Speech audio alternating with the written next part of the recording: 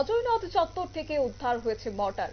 সম্ভবত যে ধারণা করা হচ্ছে যে সেটা দ্বিতীয় বিশ্বযুদ্ধের সময় হয়তোবা এই মর্টারটি ব্যবহার করা হয়েছিল। আজই তা অজয়নদ চত্বর থেকে উদ্ধার হয়েছে।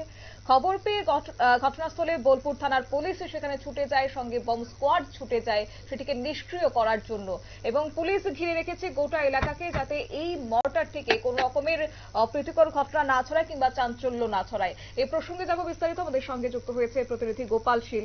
গোপাল, কি জানতে পারছো? দেখো, তোমাকে বলে রাখি, নানুরের লাগদৌড় সংলগ্ন অজয় নদের তীর থেকে একটি বোমা উদ্ধার হয়। যে বোমাটিকে বলা হচ্ছে দ্বিতীয় বিশ্বযুদ্ধের সময় এই বোমাকে ব্যবহার করা হয়েছিল। কিন্তু এই অত্যাধুনিক বোমা কি করে ঘটনাস্থলে এলো তাই নিয়ে কিন্তু নানা রকম প্রশ্ন দেখা দিয়েছে।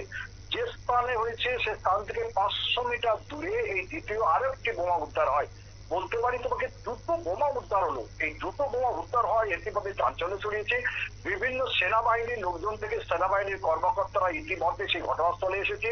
কিন্তু বিশ্বযুদ্ধের সময় যে বোমা ব্যবহার করা হলো সেই বোমা কে বা কারা আনলো সেটা নিয়ে নানা রকম প্রশ্ন দেখা দিয়েছে।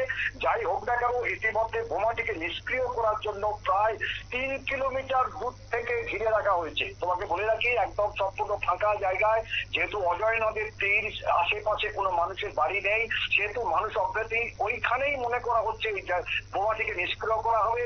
তারপরে পুলিশ কিন্তু ইতিমধ্যে তোমাকে বলি যে যার দিয়ে একটি গর্ত করা শুরু করেছে, কারণ ওই গর্তের মধ্যে ওই বমটিকে ফেলে তবে নিষ্ক্রিয় করতে হবে। কারণ এর যদি সেই প্রকৃত বিশ্বযুদ্ধের সময় যে বমটিকে ব্যবহার করেছিল ততটা তার যদি পাওয়ার থাকে, তাহলে কিন্তু বেশ কিছু এলাকায় কিন্তু কম্পন লেখা দিতে পারে বলে মনে করা হচ্ছে। ইতিমধ্যে প্রশাসন এবং সেনাবাহিনীর লোকজন ঘিরে রয়েছে এলাকাটাকে। ধন্যবাদ।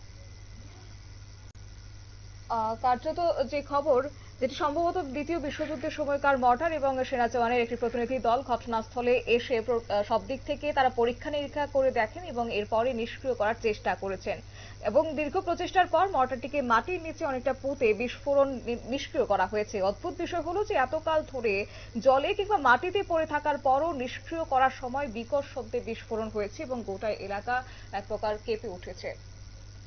ছোট্ট একটি বিজ্ঞাপন বিরতির সঙ্গে থাকুন।